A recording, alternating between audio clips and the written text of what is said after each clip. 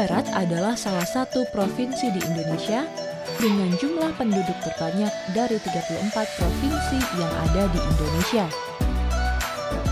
Dengan jumlah penduduk kurang lebih 48 juta jiwa, maka Provinsi Jawa Barat dalam pembagian daerah pemilihan di pemilu 2014 cukup banyak, yaitu terdapat 11 dapil.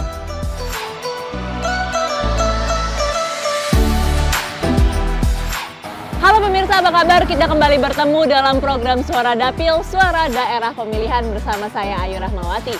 Dan saat ini saya dan tim Suara Dapil tengah berada di salah satu kota yang memiliki dua julukan sekaligus, yaitu Kota Wali dan juga Kota Udang. Ada yang tahu di mana? Ya betul sekali, sekarang kita tengah berada di Kota Cirebon, Jawa Barat. Dan pemirsa mungkin sudah mulai penasaran nih siapa sih anggota DPR RI yang akan kita ikuti kegiatannya pada kesempatan kali ini?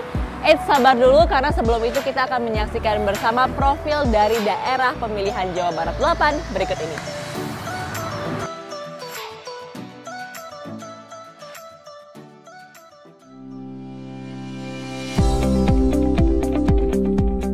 Dapil Jawa Barat 8 meliputi 3 kabupaten kota, yaitu Kota Cirebon, Kabupaten Cirebon, dan Indramayu. Dapil Jawa Barat 8 atau Jabar 8 terletak di pesisir pantai utara Pulau Jawa yang memiliki nilai cukup strategis dan menjadi simpul pergerakan transportasi di Pulau Jawa.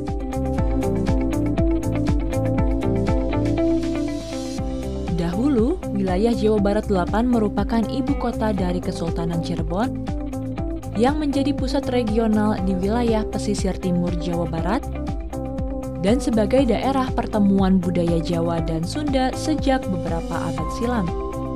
Masyarakat Cirebon biasa menggunakan dua bahasa, yakni bahasa Sunda dan Jawa.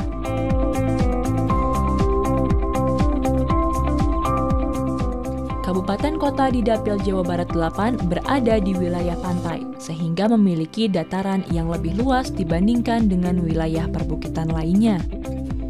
Perekonomian di Dapil Jawa Barat 8 dipengaruhi oleh letak geografis yang strategis dan karakteristik sumber daya alam yang menjadi salah satu kawasan kekuatan ekonomi yang ada di Provinsi Jawa Barat. Yang memiliki potensi mulai dari pertanian, perikanan, transportasi, wisata, kuliner, dan lainnya. Menjadi keunggulan tersendiri di Dapil Jabar 8 ini. Selain itu di daerah ini terdapat stasiun pengumpul minyak mentah, kilang minyak Balongan yang mengolah minyak, serta depot Balongan yang menampung minyak hasil olahan sebelum disalurkan ke konsumen di Jawa Barat dan Jakarta. Masyarakat di Jabar 8 ini merupakan masyarakat suku Cirebon dengan menggunakan bahasa Cirebon yang merupakan gabungan dari bahasa Jawa, Sunda, Arab, dan Cina. Mereka juga memiliki dialek bahasa Sunda tersendiri yang disebut bahasa Sunda Cirebon. Melihat kekayaan alam yang berkarakteristik, letak geografis yang sangat strategis, serta masyarakat yang khas, tentunya Dapil Jawa Barat 8 membutuhkan para figur wakil rakyat yang mampu menyuarakan aspirasi masyarakatnya. Nah, di episode Suara Dapil kali ini, kami akan mengikuti kegiatan dari salah satu anggota DPR RI yang duduk sebagai Wakil Ketua Komisi 2. Siapa dia? Ya, dia adalah Bapak Herman Hairon dari fraksi Partai Demokrat.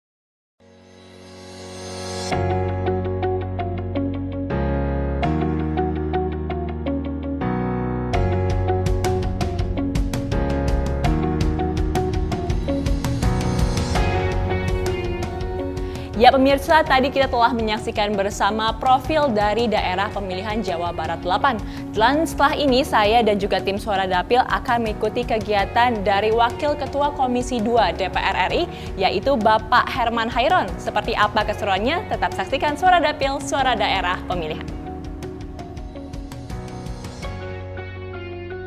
Setelah menempuh perjalanan darat selama kurang lebih 3 jam, tim Suara Dapil sampai di Kecamatan Susukan, Cirebon. Di sana terlihat warga masyarakat telah beramai-ramai berkumpul dengan antusias. Herman Hairon mengatakan bahwa kunjungannya kali ini bertujuan untuk menyerap aspirasi warga masyarakat Dapil Jawa Barat 8. Herman Hairon mengatakan juga berharap aspirasi dari masyarakat ke depannya dapat dilanjutkan menjadi sebuah kebijakan. Pak, tadi kita telah menyaksikan ini animo masyarakat luar biasa sekali. Sudah ada beberapa aspirasi juga yang diserap ya Pak di dalam tadi. Dan setelah ini acara kita akan kemana Pak? Kita akan sholat Jumat, ya, sholat Jumat, dan setelah sholat Jumat akan ada sosialisasi bersama KPU RI, KPUD Kota Cirebon terkait dengan sosialisasi Undang-Undang 7 tahun 2017 tentang pemilu. Oke, baik pemirsa, jangan kemana-mana. Setelah ini kita masih akan mengikuti kegiatan dari Pak Herman Hairon. Tetap bersama kami dalam Suara Dapil.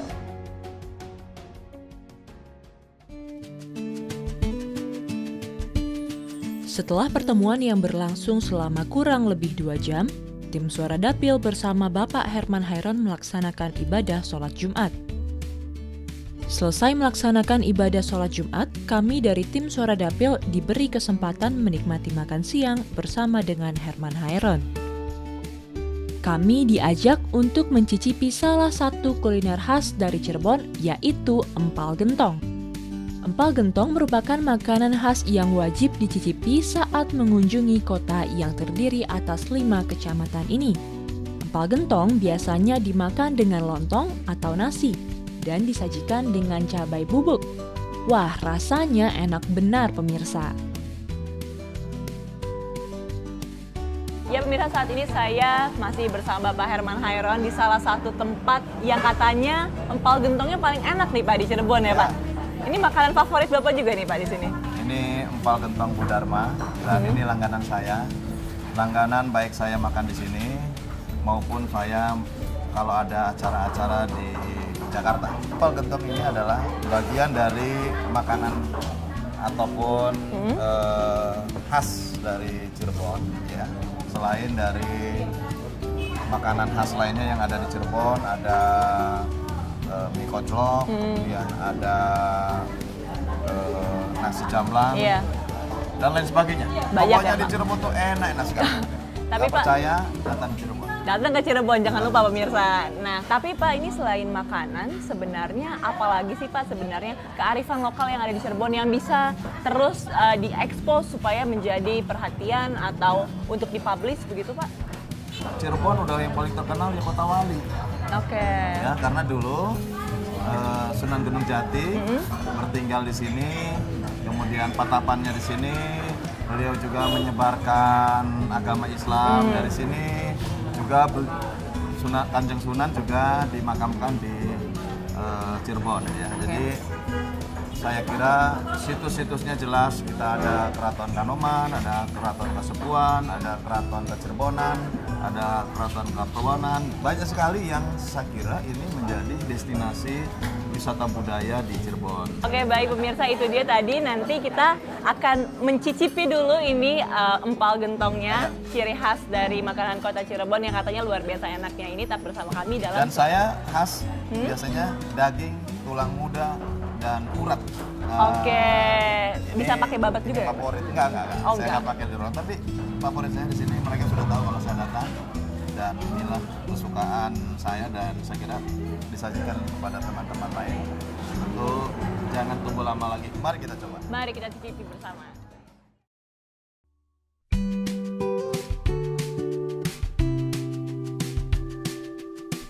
Perjalanan selanjutnya, kami menghadiri acara sosialisasi Undang-Undang Pemilu di KPUD Kota Cirebon dan Kabupaten Kota Cirebon. Sosialisasi ini menjadi salah satu agenda yang penting bagi Herman Hairon. selaku Wakil Ketua Komisi 2 DPR RI, yang salah satunya bermitra dengan Komisi Pemilihan Umum atau KPU.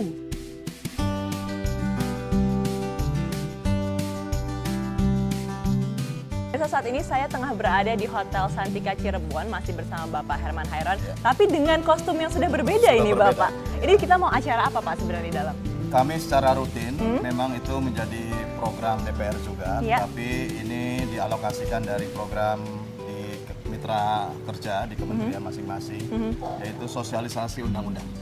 Dan hari ini saya akan melaksanakan sosialisasi Undang-Undang 7 tahun 2017 tentang pemilu. Tentang pemilu. Tentu ini adalah programnya KPU RI dalam rangka memantapkan pemahaman dan pengetahuan terhadap isi Undang-Undang pemilu ini. Kegiatan sosialisasi ini sebagai bentuk tanggung jawabnya dalam melaksanakan pemilu yang lancar, adil, dan aman. Acara ini juga dihadiri oleh Sekjen KPU Pusat. Mengakhiri kegiatan, kami sempat berbincang-bincang dengan Herman Hairon, Sekjen KPU dan Ketua KPUD Kota Cirebon. Ya pemirsa, saat ini saya tengah berada di sosialisasi pendidikan pemilih pemilu serentak tahun 2019. Bersama saya ini tidak hanya ada Bapak Herman Hairon, tapi ada Bapak Sekjen dari KPU Pusat, Bapak Arief Rahman Hakim, dan juga Bapak dari Ketua KPU Kota Cirebon, Pak Didi. Ini Pak, sebenarnya kita kan sebentar lagi akan melaksanakan pemilu. Ya, apa yang diharapkan Pak dari program ini? Sosialisasi ini memang menjelang ya, 30 hari menjelang hari H, kita akan melakukan secara masif. Baik itu melalui forum tatap muka, melalui media cetak dan elektronik, maupun juga dengan menggerakkan relawan-relawan. Sosialisasi yang sekarang kita lakukan memang sosialisasi dengan kerjasama dengan Komisi 2 DPR RI. Ya, Pak Herman, mungkin ada harapannya Pak atau tujuan tersendirinya untuk pelaksanaan sosialisasi? Masyarakat semakin tahu, masyarakat semakin mengetahui, dan harapannya juga partisipasi masyarakat untuk memilih para pemimpinnya bisa lebih optimal. Lebih optimal. Pak Didi, bagaimana Pak persiapannya? Bagi KPU bahwa kesiapan adalah harga mati. Ya. KPU harus sebagai penyelenggara dalam pemilu ini harus benar-benar memastikan bahwa seluruh jajaran melaksanakan tugas, wewenang dan kewajibannya, dan pemilu menjadi sukses.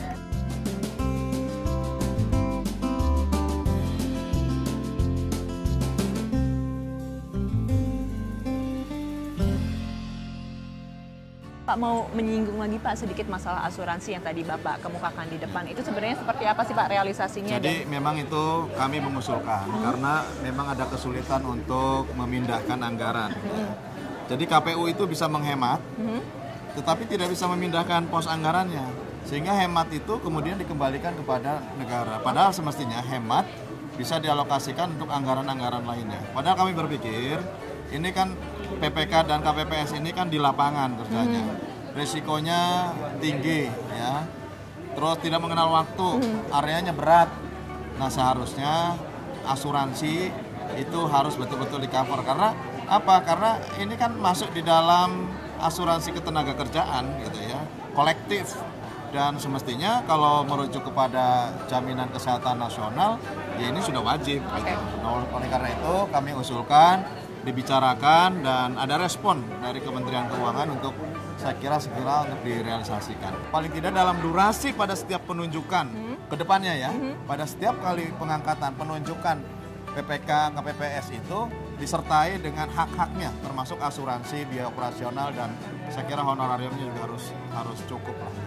Ini juga menjaga supaya integritasnya terjaga ya Pak? Supaya integritas sebagai penyelenggara pemilu juga dapat dijaga. Oke, baik, terima kasih banyak Bapak. Aktivitas laki-laki yang akrab disapa Kang Hero ini belum berhenti sampai di sini pemirsa. Selanjutnya kami bergegas ke rumah aspirasi Gronggong untuk menemui Korcam Taruna.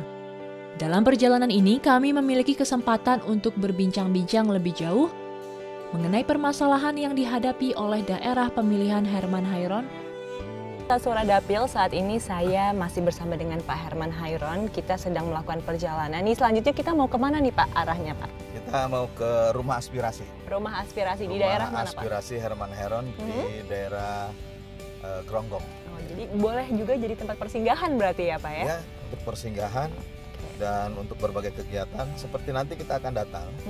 Di sana sedang ada kegiatan koordinasi Korcam, ya, koordinator kecamatan Hero Center namanya.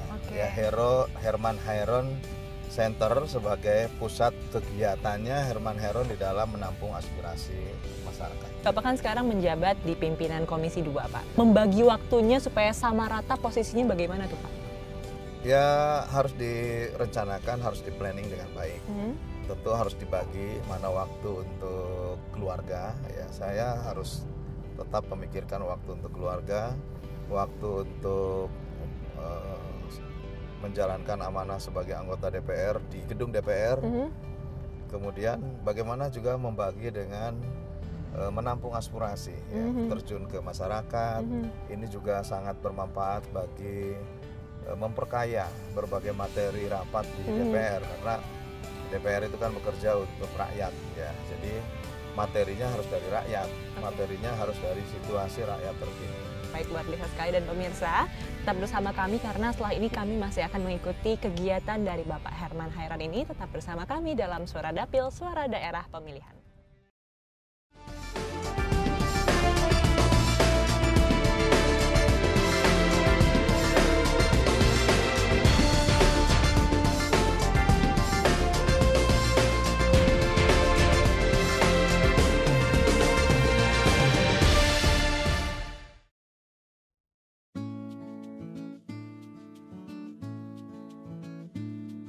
Pemirsa, pada hari selanjutnya tim Suara Dapil dan Herman Hairon melanjutkan perjalanan untuk melakukan pelatihan wirausaha yang dilakukan oleh Persatuan Perempuan Penggerak Indonesia Sejahtera atau PEPES dan OKOC. Kegiatan ini berlokasi di Jatibarang, Indramayu, dan Gronggong, Cirebon. Dalam pelatihan wirausaha ini, Herman Hairon berharap agar UMKM yang ditekuni oleh para perempuan di daerah Cirebon dan Indramayu dapat semakin berkembang serta dapat menciptakan lapangan kerja baru. Selain itu, dalam acara ini juga dipamerkan kerajinan tangan dan usaha makanan kecil yang dihasilkan oleh ibu-ibu masyarakat setempat. Dengan adanya kegiatan pelatihan wirausaha ini, diharapkan pula kedepannya produk dari usaha ibu-ibu bisa lebih dipasarkan lebih luas melalui media sosial. Setelah menghadiri pelatihan wirausaha di Indramayu dan Cirebon, tim Suara Dapil diajak untuk memantau program aspirasi Herman Hairon berupa mesin pengering padi di Desa Karangreja, Kecamatan Suranenggala, Kabupaten Cirebon. Jadi ini adalah pengering padi, program aspirasi saya yang alhamdulillah sudah berwujud. Kalaupun cuaca mendung, cuaca hujan, dan ini gabah ini, padi ini kita bisa keringkan, ya. Ini kan kalau harus dibulak-balik dan lain sebagainya. Jadi kalau nanti ini sudah beroperasi, karena ini sedang tahap commissioning, nanti kalau mendung-mendung ini masukkan saja ke situ, dijamin kering, gitu ya. Dan ini diberikan kepada masyarakat, kelompok masyarakat secara gratis. Ini program aspirasi Herman Hairon. Setelah ini kita melihat ke nelayan. Dalam kunjungan ini, masyarakat mengungkapkan manfaat yang dirasakan atas bantuan yang diberikan oleh Herman Hairon. Masyarakat berharap terus mendapat dukungan serta perhatian dari Herman Hairon agar kesejahteraan dan kemakmuran petani terus terjaga. Buat Pak Herman, ya terima kasih atas bantuannya. Mudah-mudahan ke depan ya Pak Herman lebih sukses lagi lah.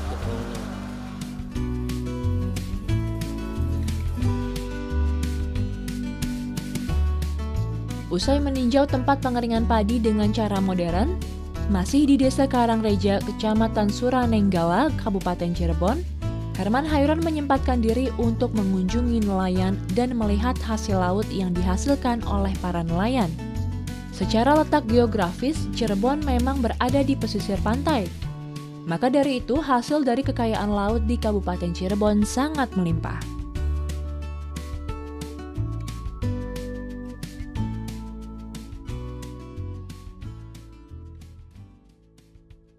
Jadi kalau di luar negeri, depannya jual begini, belakangnya restorannya. Iya. Jadi setelah mendapatkan ikan, langsung dibakar di belakang. Kurang modal. Ya nantilah kita upayakan betul juga. Saya kira kalau di sini dimodali, belakangnya bisa untuk restoran, kan ikannya lebih mahal, kan juga untungnya lebih tinggi. Ya. Nah kalau di sini jualnya mahal, ke nelayan juga belinya lebih tinggi. Ya nanti aspirasinya, saya kira bagus. Kalau yang terjangkau di sini kan enak tuh, masuk pinggir jalan, masuk sini, orang lapar tinggal milih mana, langsung dimasak. Ini berapa gross ton, Pak? Berapa ton? 10 JT ada? Ada. 10 JT lah. 6.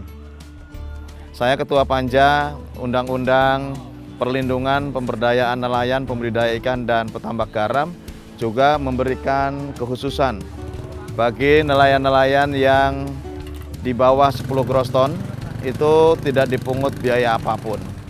Dan tentu diberikan kemudahan untuk berbagai hal yang terkait dengan operasionalnya. Ini yang terus kita bantu menjadi PR kita ke depan supaya nelayan kita lebih sejahtera.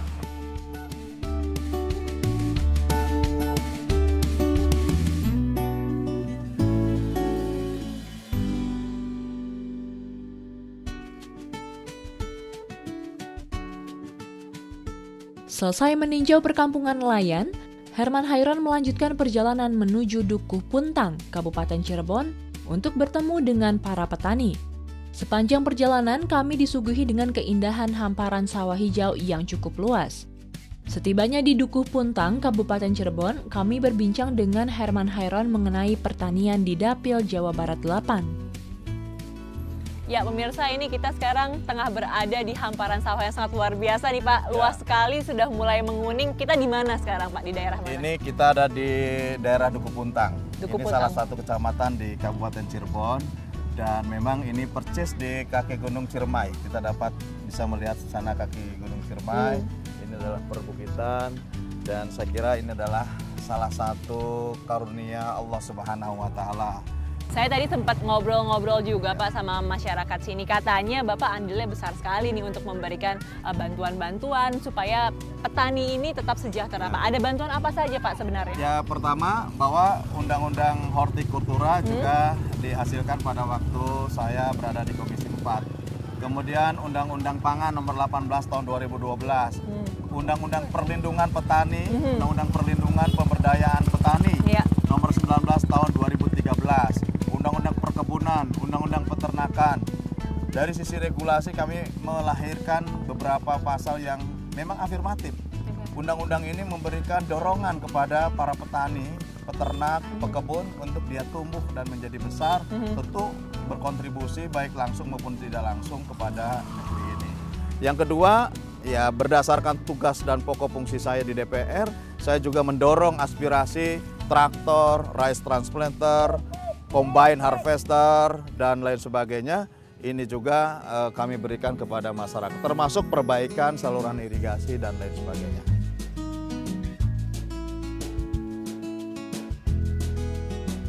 Kami pun menyempatkan diri untuk menemui para petani yang sedang berada di tengah sawah. Herman Hairon tak segan untuk menghampiri dan mengajak berbincang-bincang mengenai kondisi pertanian di sini.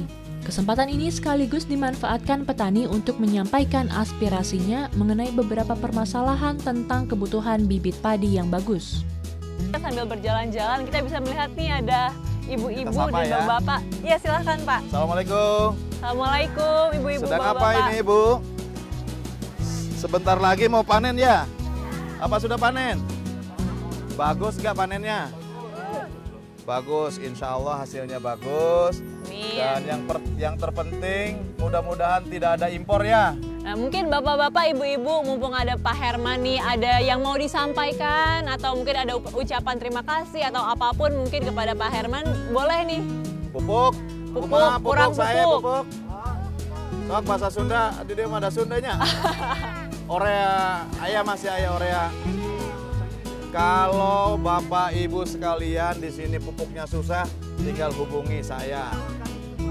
Pokoknya nanti saya akan minta tokoh masyarakat di sini. Kebetulan saya kenal dengan Pak Ustadz, Pak Kiai di sini.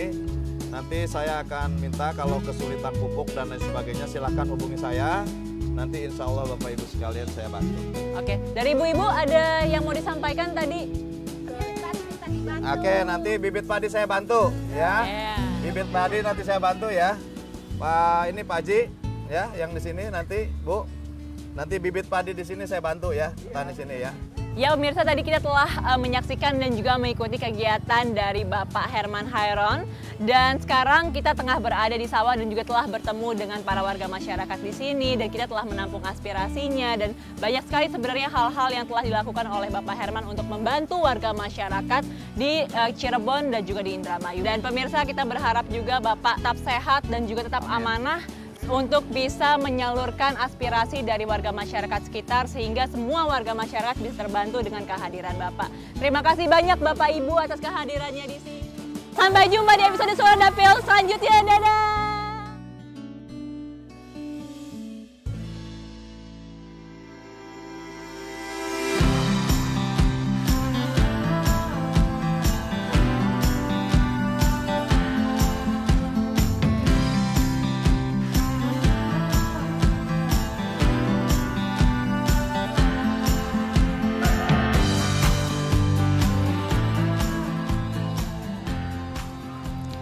Ya pemirsa, saat ini saya tengah berada di Goa Sunyaragi, Cirebon, Jawa Barat. Dan perjalanan saya di sini sekaligus mengakhiri kegiatan dari Suara Dapil episode Cirebon ini. Saya Ayu Rahmawati beserta seluruh kerabat kerja yang bertugas mengucapkan terima kasih atas perhatian Anda. Tetap saksikan Suara Dapil, suara daerah pemilihan. Sampai jumpa!